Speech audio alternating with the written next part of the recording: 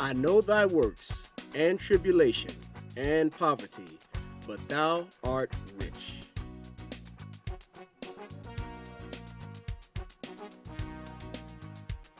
Welcome to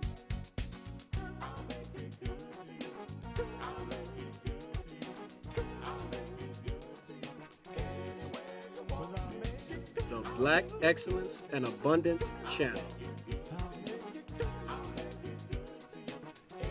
Sugar Ray Robinson, born Walker Smith Jr., May 3rd, 1921, was an African-American professional boxer who competed from 1940 to 1965. Some 25 years, he is considered the greatest boxer of all times. Well, folks, sit back, relax, and enjoy as we take you on the journey of exactly why he is considered the greatest boxer of all times. Now, we all know that the great Muhammad Ali is considered the greatest heavyweight fighter of all times. Ali himself admitted that he got his style from Sugar Ray Robinson. And he has been quoted as saying he's always called himself the greatest heavyweight fighter of all times. But he did acknowledge that Sugar Ray Robinson was the greatest fighter of all time, the man who was his inspiration. For those who were fortunate enough to be around to watch Sugar Ray Robinson, and those who are able to see footage of Sugar Ray Robinson, would have to admit that Muhammad Ali was all but a clone of Sugar Ray Robinson. We will be showing footage a little bit later on in this video. Walker Smith Jr. got the name Ray Robinson by using the ID of another boxer in order to qualify for the Golden Gloves. A man by the name of George Gainford started a boxing club at his church, and when he seen young Walker Smith fighting, he said that he was sweet as sugar. Walker Smith felt the name Sugar Ray Robinson had a better ring to it than Sugar Walker Smith Jr., so he kept the name Sugar Ray Robinson, and the rest is history. Sugar Ray Robinson had an amateur record of 85-0. Did you hear me, folks? 85 wins with not a single loss, 69 knockouts, and 40 of the knockouts came in the first round. His 85 victories as an amateur is more than most fighters today have in an entire career. He turned professional in 1940 at the age of 19, and by 1951 had a professional record of 128, 1-2, with 84 knockouts. From 1943 to 1951, Robinson went on a 91-fight unbeaten streak, the longest in professional boxing history. Let me repeat that. His professional record from 1940 to 1951, in 11 years, was 128 wins, 1 loss, and 2 draws, with 84 knockouts. And by the way, he avenged the 1 loss. And he also had a 91-fight unbeaten streak. That's 91 fights in a row that he won. No fighter in history has ever won that many fights in a row other than Sugar Ray Robinson. Robinson held the world welterweight title from 1946 to 1951. And in 1951, he won the world middleweight title. Robinson has the rare distinction as being regarded as the greatest welterweight and the greatest middleweight of all time. That is extremely impressive when you consider the difference in weight and how hard it is to become a champion at any given weight class. He retired in 1952, only to come back 2.5 years later and regain the middleweight title in 1955. He then became the first boxer in history to win a divisional world championship 5 times, a feat he accomplished by defeating Carmine Basario in 1958 to regain the middleweight championship. Robinson was named Fighter of the Year twice, first for his performances in 1942, and then 9 years and over 90 fights later for his efforts in 1951.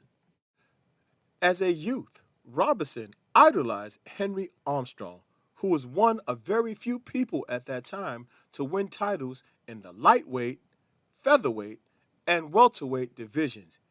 He defended his welterweight title 19 times. Another one of his boyhood idols was Joe Louis, who held the heavyweight championship from 1937 to 1949 and defended his championship 25 consecutive times. Robinson actually grew up on the same block as Joe Louis when Louis was 17 and Robinson was 11. Sugar Ray had a very long and successful boxing career. Just think about this for a moment. When he started boxing in 1940, Joe Louis was the heavyweight champion of the world. And when he retired in 1965, the heavyweight champion at that time was Muhammad Ali.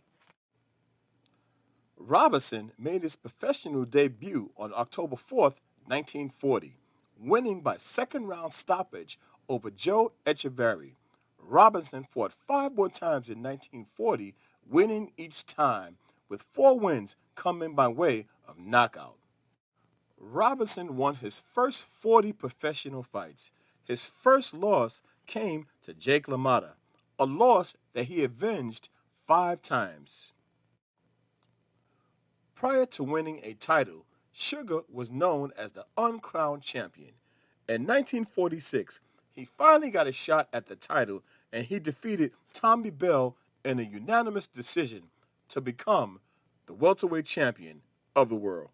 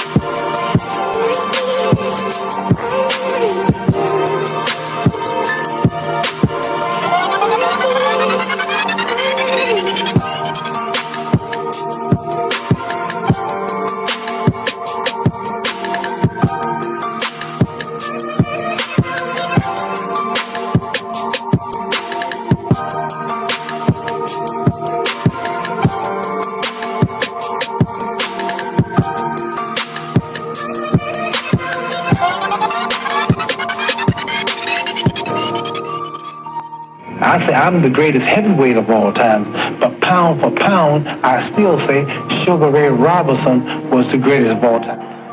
I thought he was a great fighter. A great fighter. I loved his combinations and his speed, the way he operates.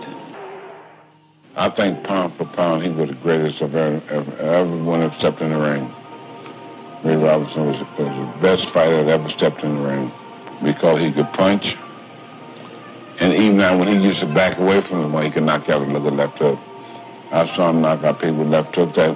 So generally, a fighter who backs away from someone can't hurt you. But Robinson, when he could hurt you, backing away from him, same as coming in and tell you. Oh, I saw him at his best, and he was the best fighter that ever lived, pound for pound.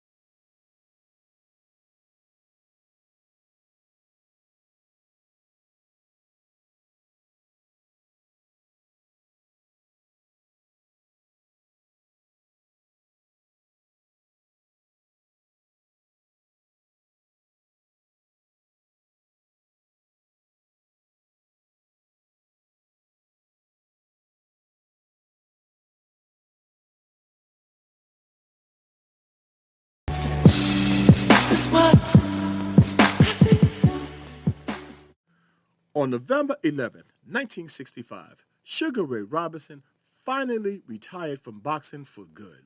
He finished with a professional record of 173 wins, 19 losses, and 6 draws. We do want to point out that many boxing pundits and critics may be quick to say, how is a guy with 19 losses considered the greatest fighter of all time? Well, you do have to take in consideration that many of those losses came after the age of 40, and they also came after his prime. Because when he was in his prime, as his record shows, he was virtually unbeatable. Sugar Ray Robinson is quoted as saying, "To be a champion, you have to believe in yourself when nobody else will." Thanks for watching. Please remember to like, comment, share, and subscribe. And remember, thou art rich.